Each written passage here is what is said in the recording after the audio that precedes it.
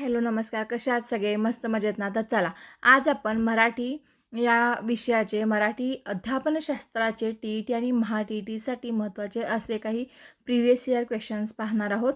पहिला प्रश्न पहा. मराठी भाषा अध्यापनाचे प्रमुख उद्दिष्ट कोणते? ए. पाठांतर करणे. बी. भाषिक कौशल्यांचा विकास करणे.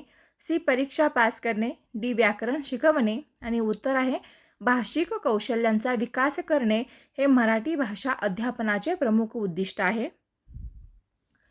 भाषेची मूलभूत कौशल्ये किती आहेत? तर भाषेची मूलभूत कौशल्ये 4 आहेत. खालीलपैकी ग्रहणात्मक कौशल्य कोणते? ए. बोलणे. बी. लेखन. सी. श्रवण. डी. कथन. बरोबर उत्तर पर्याय सी. श्रवण. श्रवण हे भाषेचे काय आहे? ग्रहणात्मक कौशल्य आहे. खालीलपैकी अभिव्यक्ती कौशल्य कोणते आहे? ए. वाचन. बी. श्रवण. सी. बोलणे. डी. आकलन. बरोबर उत्तर पर्याय सी. बोलणे. भाषा शिकण्याची पहिली पायरी कोणती? ए. लेखन. बी. वाचन. सी. बोलणे. डी. श्रवण. बरोबर उत्तर पर्याय डी. श्रवण. वाचन कौशल्याचा मुख्य उद्देश कोणता? ए. शब्द ओळखणे. बी. अर्थ समजून घेणे. सी. पाठांतर करणे. डी. लेखन करणे. आणि बरोबर उत्तर आहे पर्याय बी. अर्थ समजून घेणे हे वाचन कौशल्याचा मुख्य उद्देश आहे. भाषा शिक्षणात व्याकरणाचे स्थान कसे असावे? ए. स्वतंत्र. बी. भाषेपासून वेगळे. सी. भाषेसोबत समन्वित. डी. आवश्यक नाही. आणि बरोबर उत्तर आहे पर्याय सी. भाषेसोबत समन्वित. भाषा शिक्षणात व्याकरणाचे स्थान हे भाषेसोबत समन्वित असावे. विद्यार्थी केंद्रित अध्यापनात शिक्षकाची भूमिका कोणती? ए. हुकुमशहा. बी. परीक्षक. सी. मार्गदर्शक. डी. निरीक्षक. बरोबर उत्तर पर्याय सी. मार्गदर्शक. विद्यार्थी केंद्रित अध्यापनात शिक्षकाची भूमिका मार्गदर्शक म्हणून असावी. भाषेच्या अध्यापनासाठी सर्वात प्रभावी साधन कोणते आहे? ए. पाठांतर. बी. संवाद. सी. शिक्षा. डी. गृहपाठ. बरोबर उत्तर आहे पर्याय बी. संवाद. संवाद हे भाषेच्या अध्यापनासाठी सर्वात प्रभावी साधन आहे. श्रुतलेखनाचा उद्देश काय आहे? ए. लेखन कौशल्य विकसित करणे. बी. बोलणे विकसित करणे. सी. वाचन वाढवणे. डी. पाठांतर करणे. आणि बरोबर उत्तर आहे पर्याय ए. लेखन कौशल्य विकसित करणे हे श्रुतलेखनाचे उद्देश आहे. भाषेच्या मूल्यमापनात कोणत्या बाबीला महत्त्व दिले जाते? ए. केवळ गुण. बी. केवळ व्याकरण. सी. सर्व भाषिक कौशल्ये. डी. केवळ लेखन. बरोबर उत्तर आहे पर्याय क्रमांक सी. सर्व भाषिक कौशल्यांना भाषेच्या मूल्यमापनात महत्त्व दिले जाते. मराठी भाषा अध्यापनात कविता शिकण्याचा मुख्य उद्देश कोणता? ए. पाठांतर करणे. बी. सौंदर्यदृष्टी विकसित करणे. सी. परीक्षा. डी. लेखन. बरोबर उत्तर पर्याय बी. सौंदर्यदृष्टी विकसित करणे. भाषेतील चुका दुरुस्त करताना शिक्षकाने काय करावे?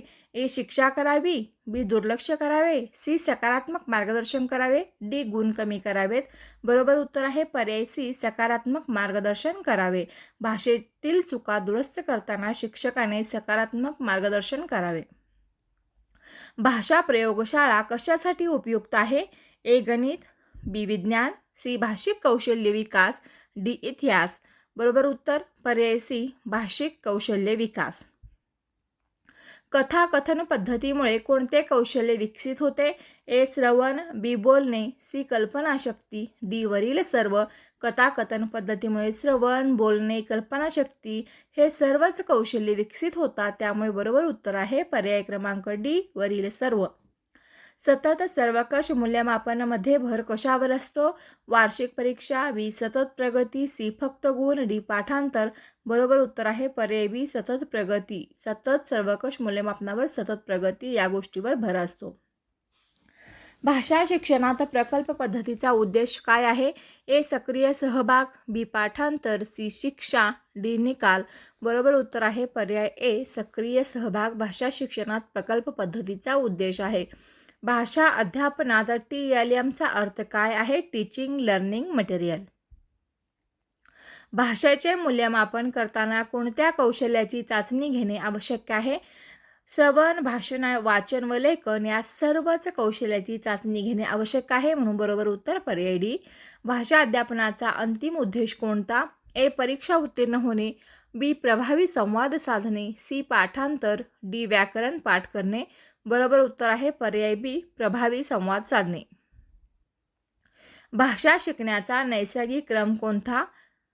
ए लेखन, वाचन, श्रवण, भाषण. फक्त बरोबर पर्याय बघा. भाषा शिकण्याचा नैसर्गिक क्रम आहे श्रवण, भाषण, वाचन, लेखन. पर्याय बी. वाचनाचे प्रकार किती? तर 2.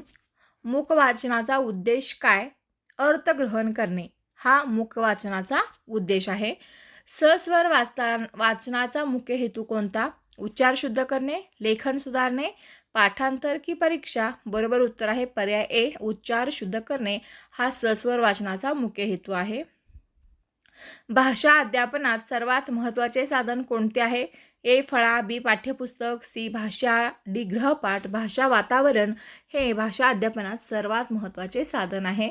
भाषा अध्यापनाचा अंतिम उद्देश कोणता आहे? ए परीक्षा उत्तीर्ण होणे, बी प्रभावी संवाद साधणे, सी पाठांतर, डी व्याकरण पाठ करणे. बरोबर उत्तर आहे पर्याय बी प्रभावी संवाद साधणे हे भाषा अध्यापनाचा सर्वात महत्त्वाचा उद्देश आहे. भाषा शिकण्याचा नैसर्गिक क्रम कोणता? भाषा शिकण्याचा नैसर्गिक क्रम आहे श्रवण, भाषण, वाचन, लेखन.